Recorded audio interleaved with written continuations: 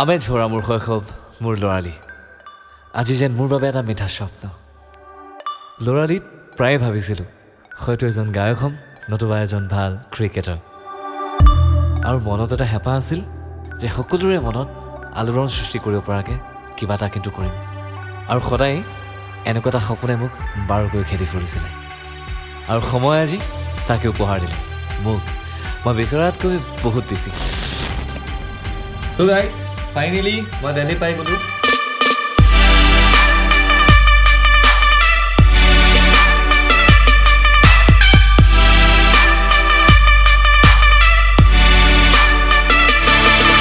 So guys, finally London trip পাই গ'লো।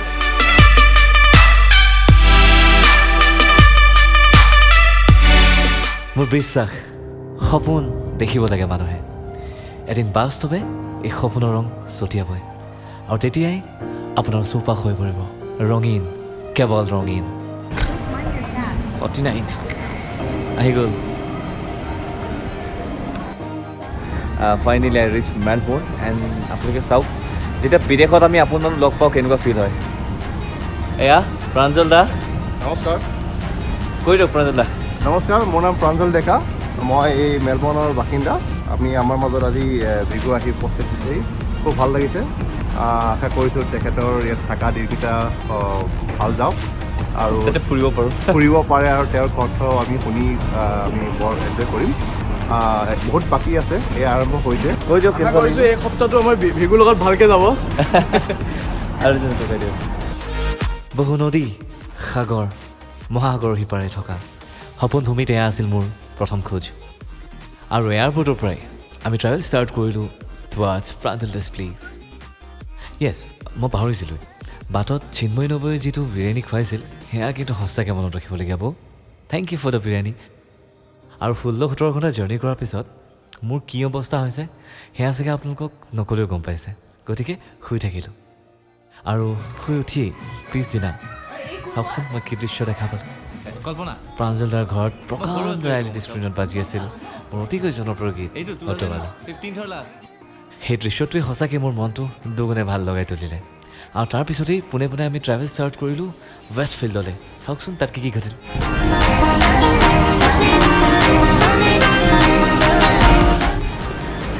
আমি এতিয়া বজাৰ কৰিবলৈ আহিছোঁ, বৌয়ে খুব ধুনীয়া গাড়ী চলায়। চ' আমি এতিয়া আহিছোঁ ৱেষ্ট ফিল্ডত, বহুত শ্বপিং আছে।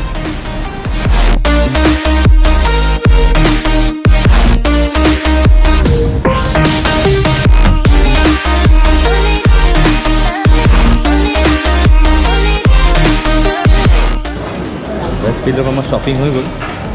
মই কিনিলোঁ কি বেলেগ কিনা নাই, এটা লিপ গাৰ্ড কিনিছোঁ $5, যোনটো লিপ গাৰ্ড আমি কিনিলোঁ ইণ্ডিয়াত 20 টকা। ইয়াত কিনিছোঁ 250 টকাত, মজা লাগে।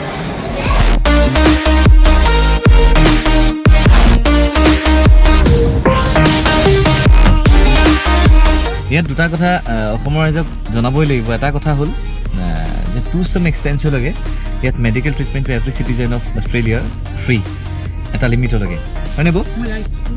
আৰু চিষ্টেমটো মেডিকেয়াৰ বুলি কয়, মেডিকেয়াৰ। Exactly, okay.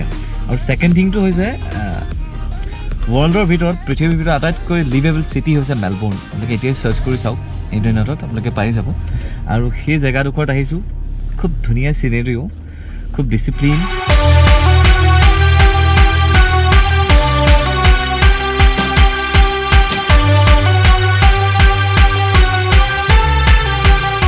চ' বন্ধুসকল, আপোনালোকেতো গম পালেই মোৰ লগত কি ঘটিল ৱেষ্ট ফিল্ডত। আৰু তাৰপিছতেই আমি পোনে পোনে যাত্ৰা কৰিলোঁ ঘৰৰ অভিমুখে, কিয়নো প্ৰাঞ্জল দা ৰৈ আছিল মোক ইভিনিং কেচিনোলৈ যাবলৈ। আহকচোন মোৰ লগত এতিয়া চিটি ট্ৰেভেল কৰোঁ।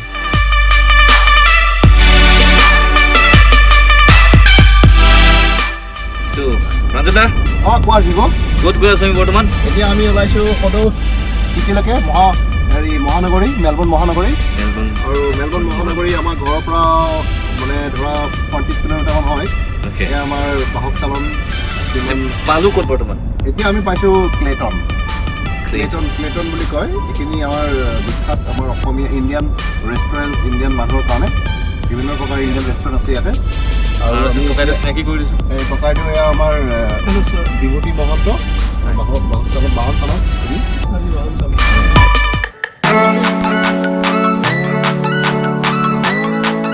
দেহত যেন অজান শিহৰণৰ পুলক বহু নজনা কথা নেদেখা ঠাইৰ অভিজ্ঞতা উফ আৰু যে কত কি আমি আগবাঢ়ি গ'লোঁ মেলবৰ্ণ চহৰৰ নিশাৰ সৌন্দৰ্য বিচাৰি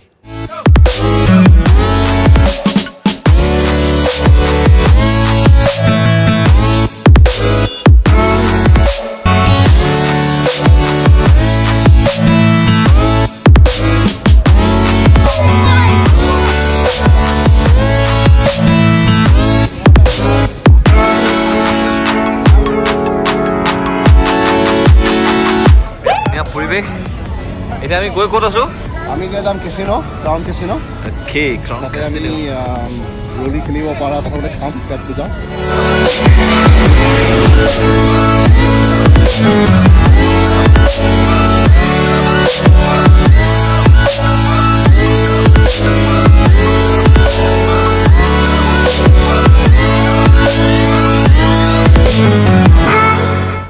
এতিয়া আমি ক্ৰাউনৰ পৰা ওলালোঁ কেচিনো খেলিলোঁ বাট কেচিনোত কেমেৰা এলাউড নাই কেচিনো খেলি হাৰিলোঁ $50 হাৰিলোঁ বেছি নহয় বাট কেচিনোত হেড এলাউড নাই কেমেৰা এলাউড নাই সেইটো কাৰণে আমি কেমেৰা নকৰিলোঁ চ' বন্ধুসকল আপোনালোকেতো দেখিলেই মেলবৰ্ণৰ নিশাৰ সৌন্দৰ্য যিমানে ব্যাখ্যা দিওঁ সিমানেই কম আৰু তাৰপিছতেই আমি সকলোৱে মিলি একেলগে ডিনাৰ কৰিলোঁ আৰু তাৰপিছত আমি সকলোৱে ঘৰ মৰা হ'লোঁ আৰু এইখিনিতেই মোৰ মেলবৰ্ণ যাত্ৰাৰ প্ৰথম দিনৰ কাৰ্যসূচীৰ অন্ত পৰিল ডে 2 আজি নাজানো কোন গৈ আছোঁ এই গাড়ীখন আচলতে চলাবলৈ মোৰ খুব মন আছিল আৰু নাজানো চলাব পৰা নাই লাইচেঞ্চ নাই ন মোৰ ইয়াতে চলাব পৰাকৈ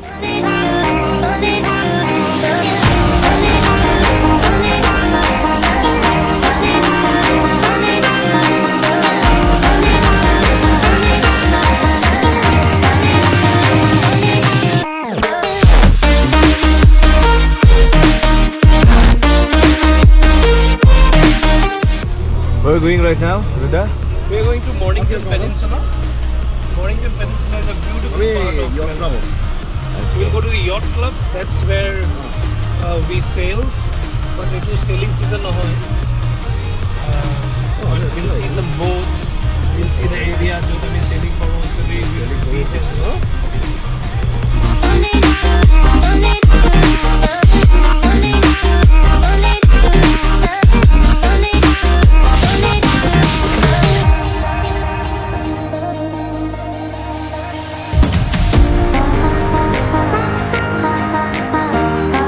ক'ত পালোঁ দাদা এতিয়া Frankston Beach. This is Frankston suburb. এটা মাজত যে আমি কাগজত দেখি আছোঁ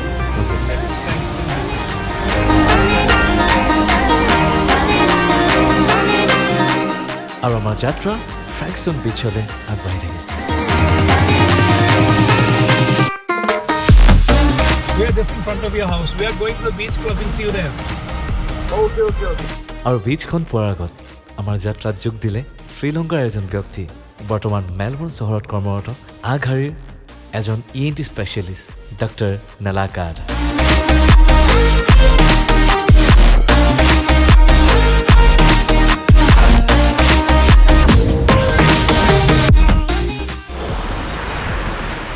ধুনীয়া জেগা আজি আমাৰ ছেকেণ্ড ডে আৰু ছেকেণ্ড ডে আৰম্ভ হৈছেহে এতিয়া অসমত বাজিছে 9:30 AM ইয়াত 5টামান বাজিছে কেতিয়াবা ছবিও কথা কয় থমকি ৰয় সময় যেন বিলীন হৈ যাম মনোমোহা প্ৰকৃতিৰ সৌন্দৰ্যতাৰ মাজত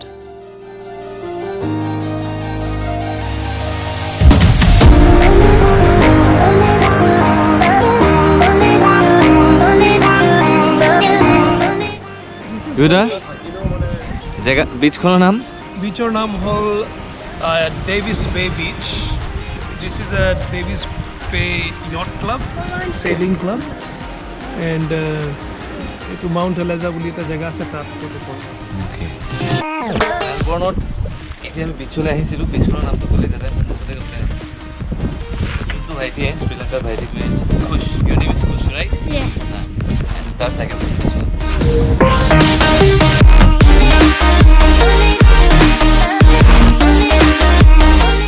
Kushan, you take care. Bye bye bye bye খুচ bye bye So nice meeting you first. Bye. Bye. I like the camera. Thank you. Very cool. GoPro. দাদা আমি ক'ত পালোঁ এতিয়া এইখনক তোমাক ফ্ৰেংকষ্টন বুলি কয় তোমাৰ চহৰৰ পৰা এৰাউণ্ড 40 কিলোমিটাৰ আঁতৰত সাগৰৰ পাৰ এই কিবা মানে খোৱাৰ উপযোগ্য কি আছে খোৱাৰ উপযোগী এটা আমাৰ একদম typical Australian fish and chips বুলি কয় মাছ ভাজা আৰু আলু চিপছ আৰু লগতে চালাড সেইটো মানে অষ্ট্ৰেলিয়ানে খুব ভাল পায় সাগৰৰ পাৰত খাবলৈ ধুনীয়া কেঁকুৰাও পায় ইয়াতে কেঁকুৰা পায় ন মিছা মাছ তাৰপিছত মিছা মাছ জাতীয় বহুত বিভিন্ন প্ৰকাৰৰ হেণ্ডচাম বিভূতিটা আমাৰ আমি এখন বিচত গ'লোঁ ফুৰিলোঁ আৰু এখন বিচত আহিছোঁ এতিয়া খাম ধুনীয়াকৈ ধুনীয়া এটা চিনেৰিও আছে দেই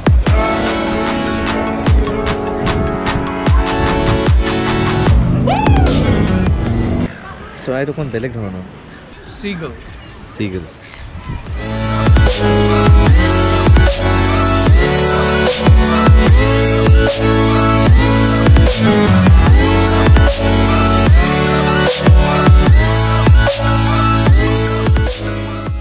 চাৰিওফালে প্ৰবাহিত শীতল বতাহ আৰু সাগৰৰ ঢৌবোৰে সঁচাকৈ মন প্ৰাণ কিন্তু দুগুণেই চঞ্চল কৰি তুলিছিল সেয়া কিন্তু ক'বই লাগিব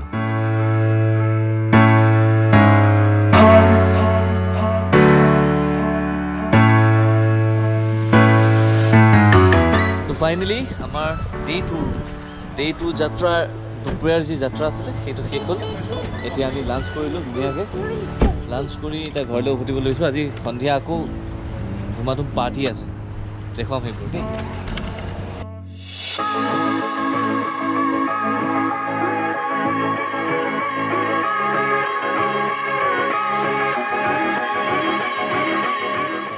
আৰু দ্বিতীয় দিনৰ যি দিনজোৰা কাৰ্যসূচী আছিলে সকলোখিনি সামৰি আমি ট্ৰেভেল ষ্টাৰ্ট কৰিলোঁ প্ৰাঞ্জলদাৰ ঘৰলৈ পুনৰবাৰ কিয়নো সেইদিনা আমি আয়োজন কৰিছিলোঁ হাউচ পাৰ্টি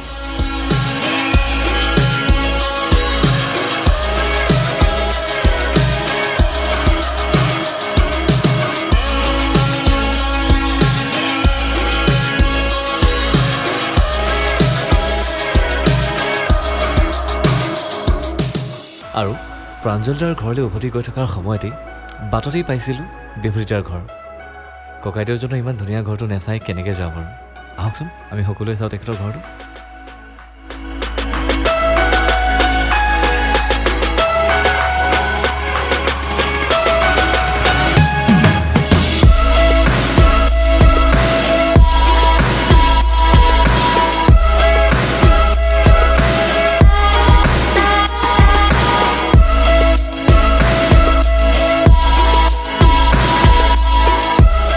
বিভূতিদাৰ আৰু বিদিশা নবৌ পেছাত দুয়োগৰাকীয়েই মেলবৰ্ণৰ হাই প্ৰফাইল ডক্টৰ আৰু এটা কথা মই ক'বই লাগিব সংগীত দুয়োগৰাকীৰে সমানে প্ৰিয় আৰু তাৰ উদাহৰণ এয়া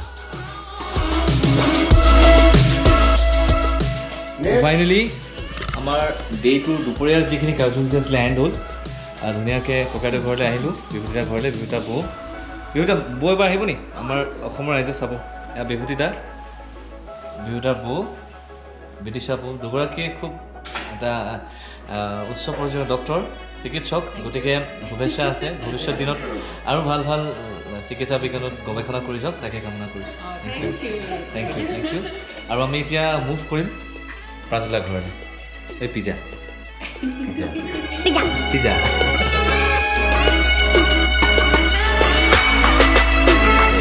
প্ৰাঞ্জলা কি কৰিছে এয়া আমাৰ বাঁহৰ গাজৰ গাহৰি কৰিছোঁ লাই শাকটো নাই ৰেডি কোনে কৰিলে ৰেডি ময়ে কৰিছোঁ নিজে কৰিছে ৰাতিপুৱাতে প্ৰাঞ্জলে মোক কৈ দিওঁ আমাৰ দৰ্শকসকলক ৰাতিপুৱাতে আমি ফুৰিবলৈ যাওঁতে বীচ চাবলৈ যাওঁতে ধুনীয়াকৈ মেৰিনেট কৰি থৈ গৈছে এতিয়া বৌয়ে চাগে তোমাৰ তেন্দুৰীটো বনাইছে ৰাইট মই তেন্দুৰী বনোৱা নাই তেন্দুৰীটো দোকানৰ পৰা আহিছে অ'কে ঠিক এইফালে আমাৰ জুই ধৰিছোঁ দোস্তিটো একদম যেন মেণ্ডেটৰী হৈ গৈছে চ' আছে ন' টেনশ্যন এই গাহৰি বনিছে আৰু ইয়াতে বঢ়িয়া আৰু এটা বস্তু উলিয়াই আছোঁ আমাৰ নবৌ দুজনী এগৰাকী হ'ল আমাৰ বিদিশা বৌ এইফালে বৌ আমি গোটেই অসমৰ মানুহ আৰু আজি অসমীয়া সাজত ডকুচি খাম মানে কি অসমীয়া সংস্কৃতিৰ লগত জড়িত এয়া হৈছে আমাৰ মাছ কলপাতত দিয়া পাতত দিয়া মাছ খৰিচাৰ সৈতে আৰু এইটো খুব ডাঙৰ কথা আচলতে আমি অষ্ট্ৰেলিয়াৰ নিচিনা এখন দেশলৈ আহি পেলাই পাতত দিয়া মাছ খোৱাৰ সৌভাগ্য প্ৰত্যেকগৰাকী অসমীয়াৰ হয়তো নাথাকে কিন্তু পাতত দিয়া মাছ যিগৰাকী ব্যক্তিয়ে পুনৰ চামুত্ৰৰ জন্ম হয় তেনেকুৱা কিছুমান ব্যক্তিৰ কপালত এনেকুৱা ধৰণৰ খাদ্যৰ সম্ভাৰ লিখা থাকে বুলি মই আশাবাদী ভাল লাগিলে এটা আমাৰ হাউচ পাৰ্টি চলি আছে মোৰ মোবাইলত ট্ৰেক বাজি আছে আমাৰ বৌসকলে গান গাই আছে তিনিটা বৌ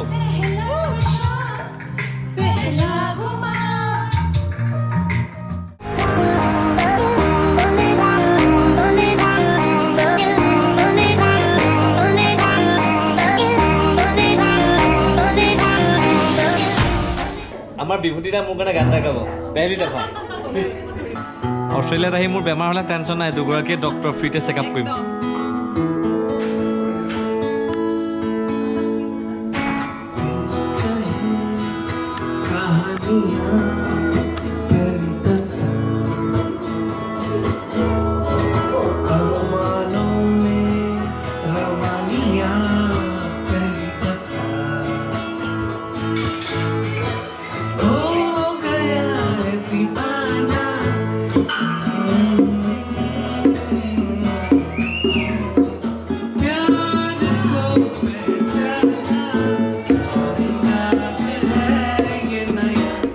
আৰু এনেকৈ চলি গ'ল আমাৰ হাউচ পাৰ্টি আৰু সেই নিশাটিত আমাক সহযোগ কৰিছিল বিদিশা নবৌ বিভূতিদা বৰমাটো আছিলেই আলোক দা এণ্ড বন্দিতা আৰু অৱশেষত আমাক দেখা দিছিল খালৈ দাই